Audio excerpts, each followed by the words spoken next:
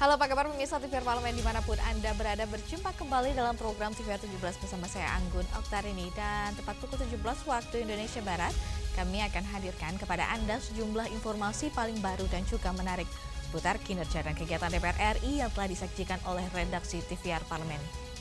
Pemirsa TVR Parlemen, inilah TVR 17 selengkapnya.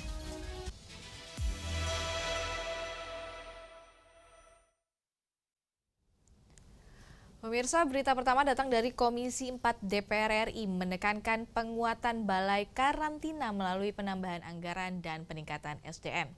Ini untuk menjaga keamanan hayati di tengah meningkatnya arus perdagangan ekspor dan impor. Sebagai gerbang utama pengawasan komoditas ekspor dan impor, Balai Besar Karantina menghadapi tantangan besar dalam menjaga keamanan hayati, yakni keterbatasan fasilitas dan anggaran yang belum memadai. Komisi 4 DPR RI menekankan pentingnya dukungan anggaran dan peningkatan sumber daya manusia untuk memperkuat kinerja Balai Karantina. Wakil Ketua Komisi 4 DPR RI Pangga Susanto meninjau langsung pelaksanaan tugas dan fungsi karantina yang memiliki peran penting dalam mengawasi keluar masuknya komoditas pertanian, kehutanan, dan perikanan.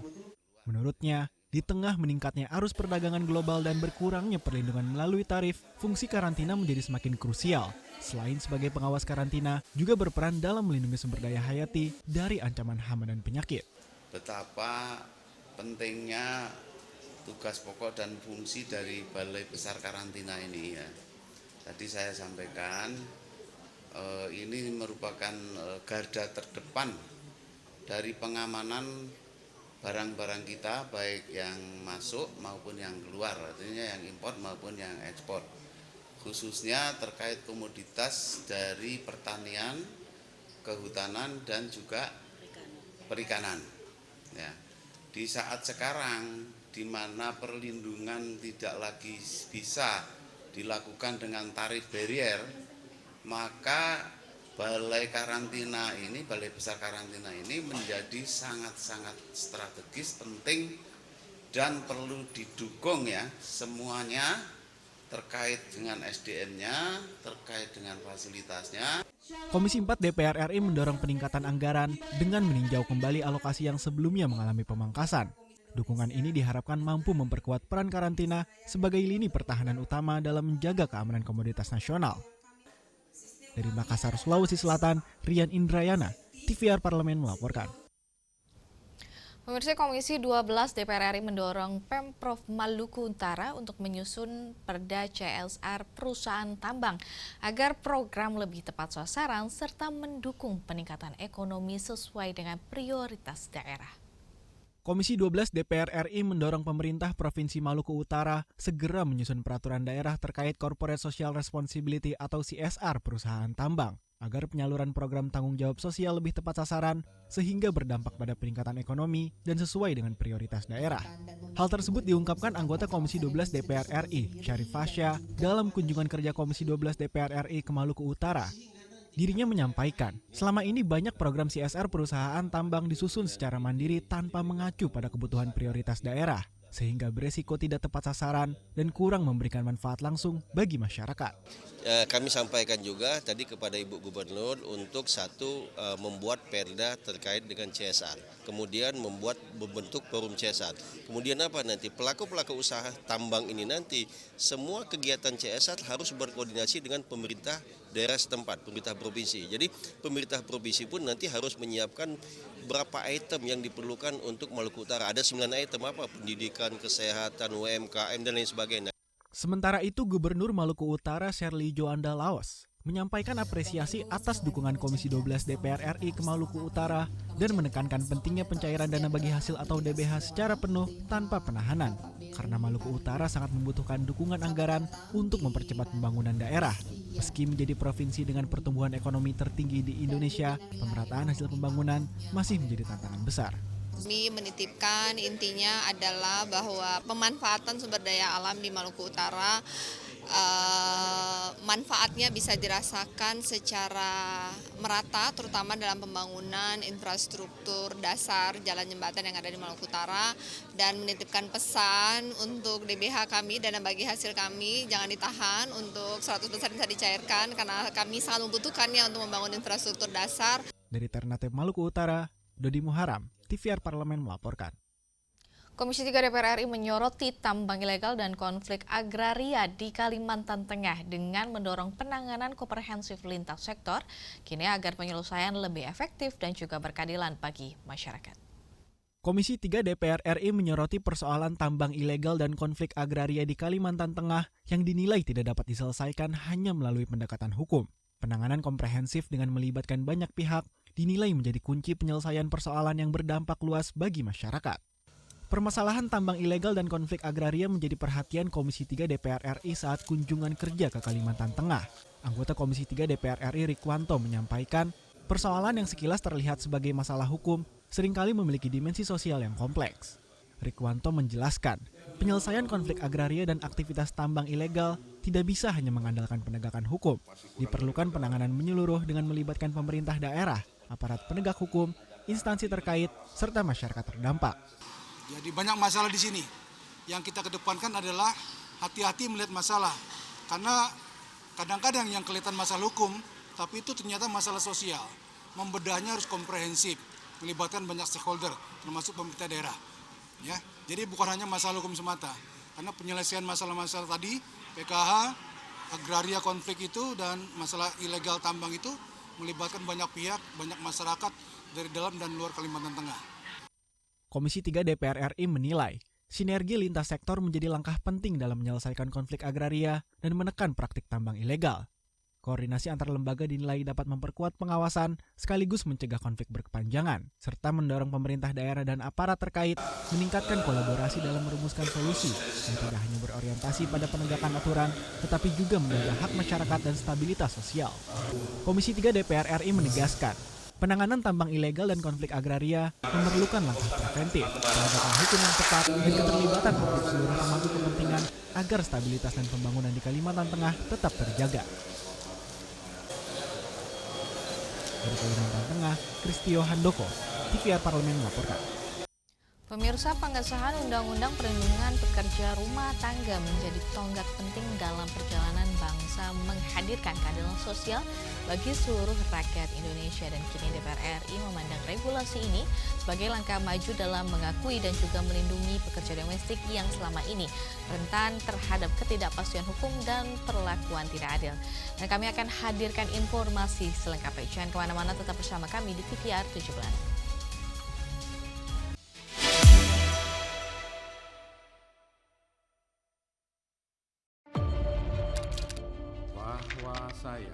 bahwa saya demi Allah saya bersumpah dan seadil-adilnya periode keanggotaan DPR RI hingga saat ini, yaitu terdapat 126 undang-undang yang telah selesai dibahas DPR RI.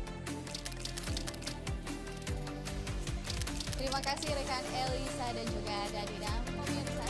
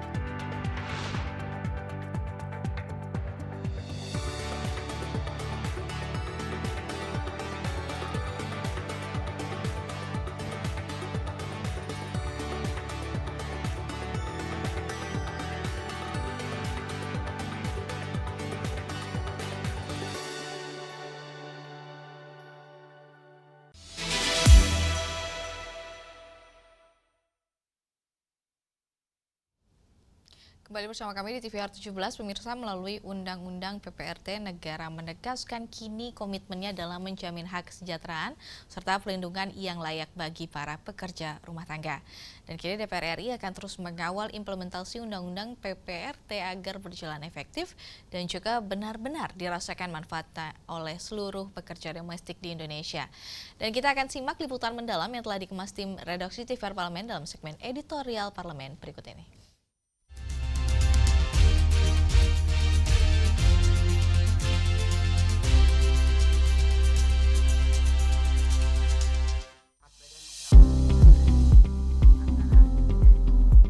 Setelah lebih dari 2 dekade penantian, DPR RI akhirnya mengesahkan Undang-Undang Perlindungan Pekerja Rumah Tangga atau Undang-Undang PPRT. Pengesahan ini menjadi momentum penting, sekaligus kado istimewa dalam peringatan Hari Kartini. Sebuah langkah nyata dalam mengakui dan melindungi jutaan pekerja rumah tangga yang selama ini kerap termarginalkan.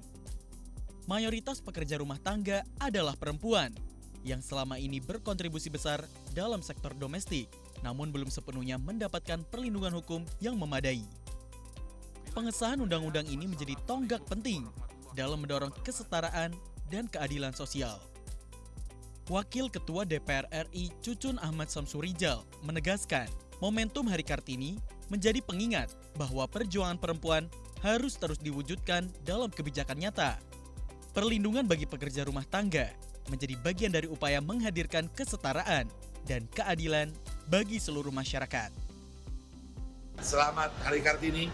Ya, kita bangga dengan perjuangan kaum perempuan yang sekarang ini sudah menunjukkan bukan hanya mereka berada di belakang layar, tetapi sudah mampu tampil di depan, dan kita berharap terus perjuangkan hak-hak perempuan yang bisa disampaikan menjadi suatu kebijakan, suatu hasil yang produktif untuk seluruh, bukan hanya perempuan yang dihasilkan oleh perempuan, bisa bermanfaat juga buat kaum laki-laki. Saya selalu dengan Menteri PPA, kornya di Korkesra, menyampaikan bahwa terus bagaimana tentang advokasi, tentang hak-hak edukasi juga, kemudian bagaimana tentang hak-hak dalam konstitusi, itu harus betul-betul diperjuangkan dan terus dijaga, terus disuarakan. Dan bagaimana yang selama ini mungkin tidak ada lagi, tidak terdengar lagi, ada satu kelompok makhluk Tuhan yang ini bisa akan lebih maju, yang ini tertinggal. Jadi kesetaraan ini sudah kelihatan bagaimana perjuangan daripada Kartini ini. Pengesahan Undang-Undang PPRT juga menjadi awal dari perubahan besar dalam menghapus berbagai bias sosial terhadap pekerja rumah tangga. Profesi yang selama ini dipandang sebelah mata kini mendapatkan pengakuan dan payung hukum yang jelas. Namun, pengesahan undang-undang ini bukan akhir dari perjuangan. Implementasi di lapangan menjadi tantangan besar yang harus dikawal secara serius. Penyusunan aturan turunan serta pengawasan terhadap pelaksanaannya menjadi kunci agar perlindungan dapat dirasakan secara nyata. Artinya bisa saja PPRT itu sudah bekerja, kemudian dia selesai kontraknya, mau bekerja lagi, mau upskilling. Nah, ini juga bisa melakukan vokasi, atau calon PRT yang memang sama sekali belum bekerja, ini juga kita sediakan pelatihan vokasi, tentunya melalui kementerian terkait gitu. Kemudian yang kedua, ketika masa bekerja ini mulai dari perlindungan dari eksploitasi, kekerasan, segala macam kekerasan ya, fisik, psikologis, seksual gitu, dan juga terkait dengan jaminan kesehatan dan juga jaminan ketenagakerjaan atau BPJS ketenagakerjaan. Ini semua terkait dengan perlindungan pada masa bekerja, dan tentunya ada perjanjian kerja. Ini juga sebagai salah satu cara untuk melindungi pekerja rumah tangga kita. Perlindungan menyeluruh, mulai dari masa sebelum bekerja, saat bekerja, hingga jaminan sosial harus menjadi bagian yang tidak terpisahkan. Negara harus hadir untuk memastikan setiap pekerja rumah tangga mendapatkan haknya dan terlindungi dari segala bentuk kekerasan dan eksploitasi. Pengesahan Undang-Undang PPRT menjadi penegas bahwa pekerja rumah tangga adalah bagian penting dari ekosistem sosial dan ekonomi. pengakuan ini harus diiringi dengan perlindungan yang nyata dan berkelanjutan. Pada akhirnya, kehadiran undang-undang ini diharapkan tidak hanya menjadi simbol kebijakan, namun juga menjadi langkah konkret dalam mewujudkan keadilan, kesetaraan, dan kesejahteraan bagi seluruh pekerja rumah tangga di Indonesia.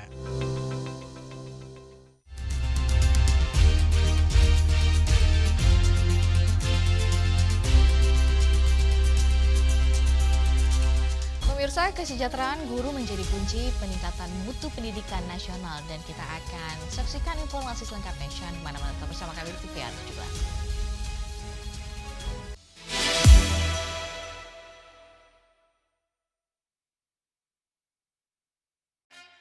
Yuk kita kenalan dengan anggota DPR RI periode tahun ini. Dari depan kursi. Di balik kursi. Gini, di balik kursi. Aku ingin menjadi sesuatu yang mungkin bisa kau rindu. Acap kahiji, rukun sakabena. Itulah pokok nama. Semakin penasaran kan bagaimana kiprah karir politiknya? Hanya di TVR Parlemen.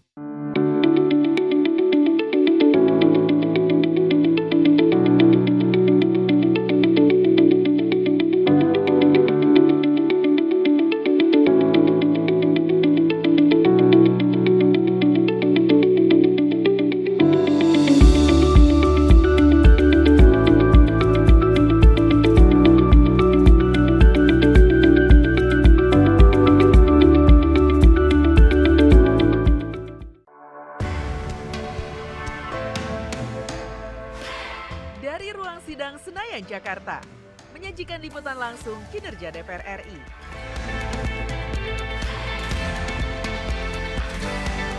Dialog mendalam, investigasi, dan profil wakil rakyat. TVR Parlemen kini hadir 24 jam.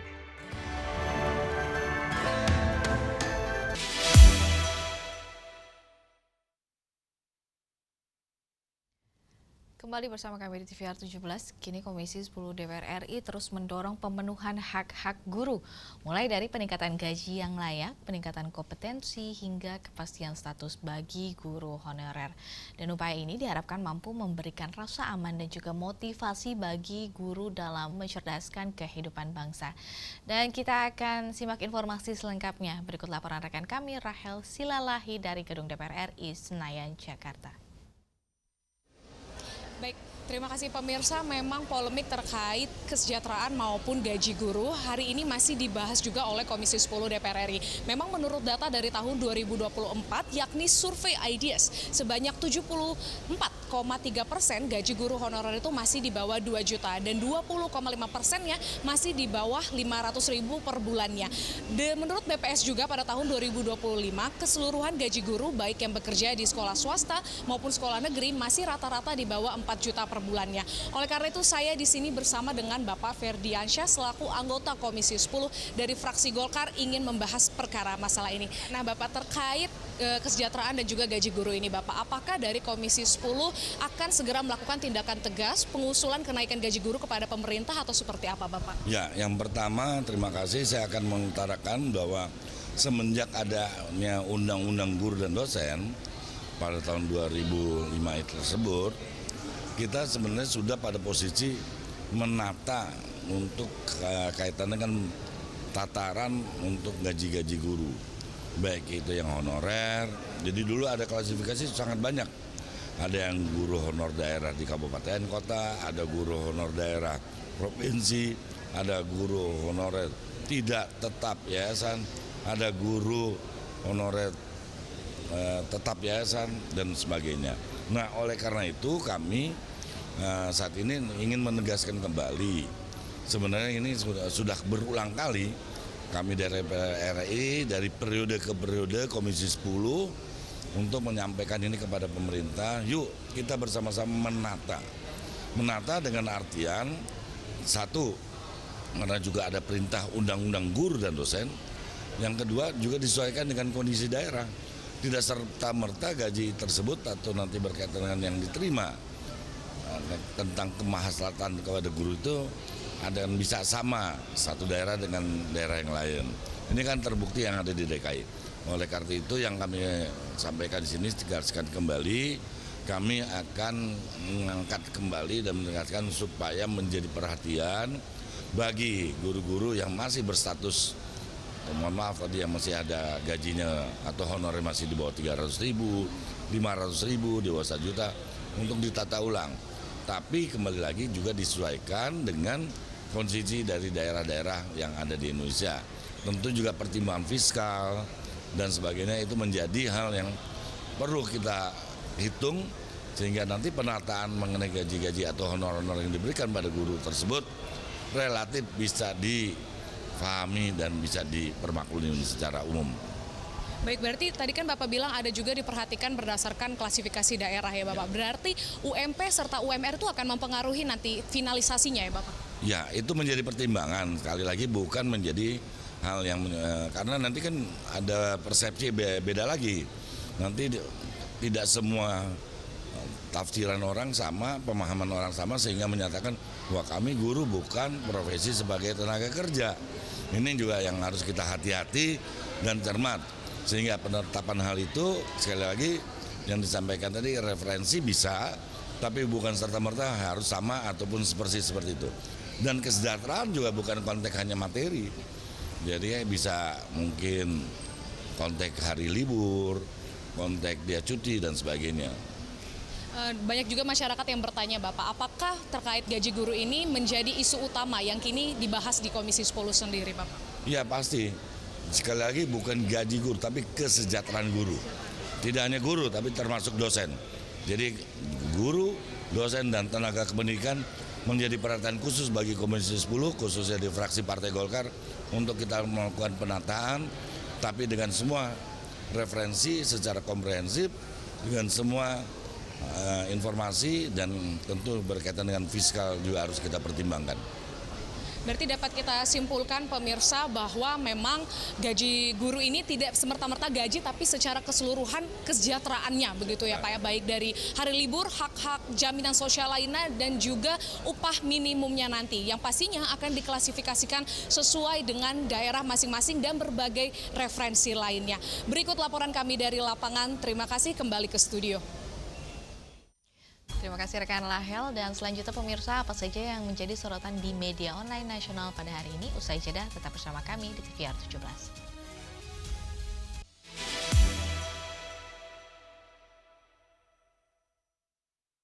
Karena selama ini nggak dikerjakan gimana? Apa yang nggak dikerjakan? Ya ini nggak dikerjakan soal ini ketahanan pangan ini. Apa nggak ada dikerjakan? Stok beras nasional kita ini mencapai 4,7 juta ton ini Pak. Ini disebut tertinggi sepanjang sejarah. Apakah stok yang besar ini bisa menjadikan kita benar-benar aman dari adanya ancaman krisis pangan di depan Pak? Kira itu suatu prestasi harus kita apresiasi ya. Banyak hal-hal yang harus dikerjakan terkait ketahanan pangan yang sebenar-benarnya. Jadi lebih disimplifikasi, kalau standar 2 aja. Karena kalau terlalu banyak itu di lapangan gimana ngecek? Oh ini medium 1, ini medium 2, ini premium. Bisa terjadi permainan ya menurut saya ya. Bulog itu tidak diberikan penguatan atau support yang memadai untuk berfungsi sebagai lembaga yang menopang ketahanan pangan. Itu fakta. Jangan alergi ngomongin ini ya kan. Kita harus berubah pemikiran, coba berpikir. Saya ngelihatnya rada malas berpikir dalam hal ini ya. Hanya di TVR Parlemen.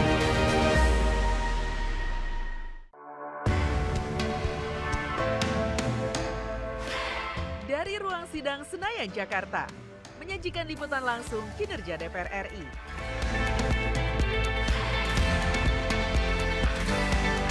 Dialog mendalam, investigasi, dan profil wakil rakyat. TVR Parlemen kini hadir 24 jam.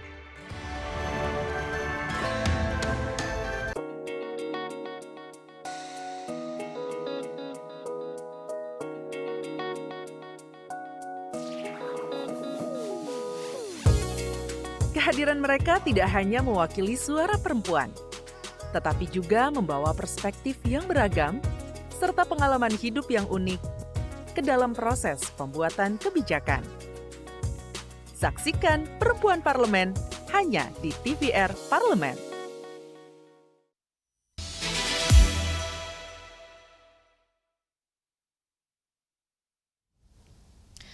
Kembali bersama kami di TVR 17, pemirsa. Kali ini kita masuk ke segmen media online nasional dan mari kita simak isu apa saja yang menjadi sorotan media serta tanggapan dari sejumlah anggota Dewan bersama rekan kami Vincent Aldi.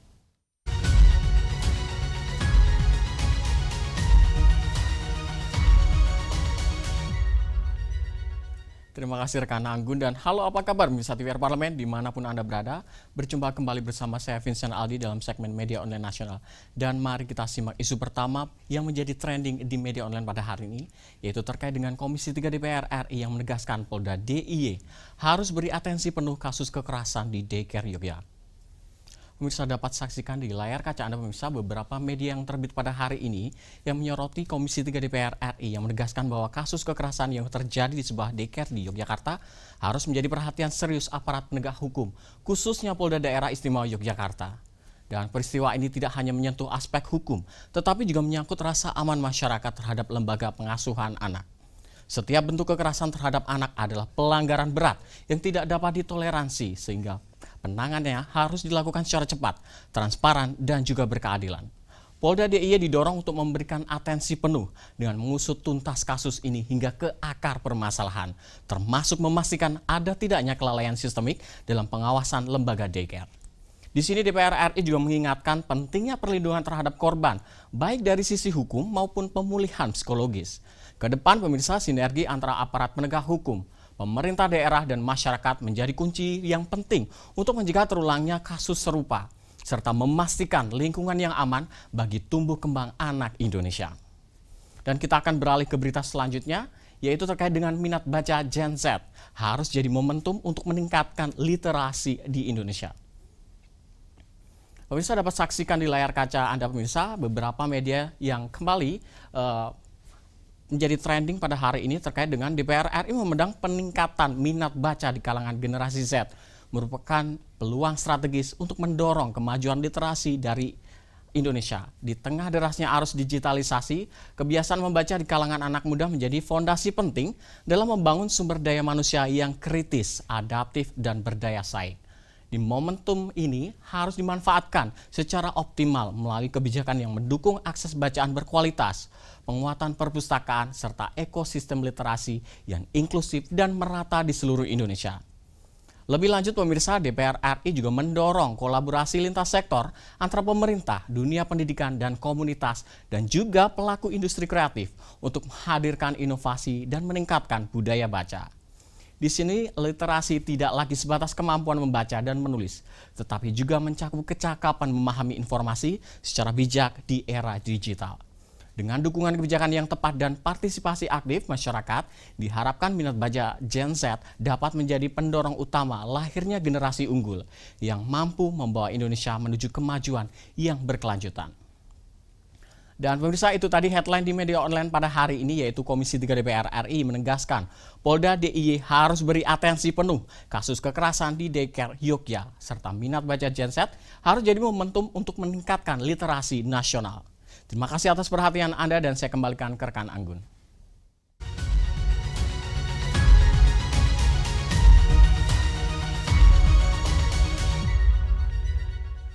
Terima kasih rekan Vincent yang telah menyampaikan sejumlah update sorotan dari media online nasional pada hari ini. Dan segmen media online tadi pemirsa sekaligus menutup program TVR 17 edisi sore hari ini. Saya Anggun Oktarini beserta seluruh kru TVR Parlemen yang bertugas mengucapkan terima kasih dan pamit undur diri dari hadapan Anda. TVR Parlemen, referensi Indonesia.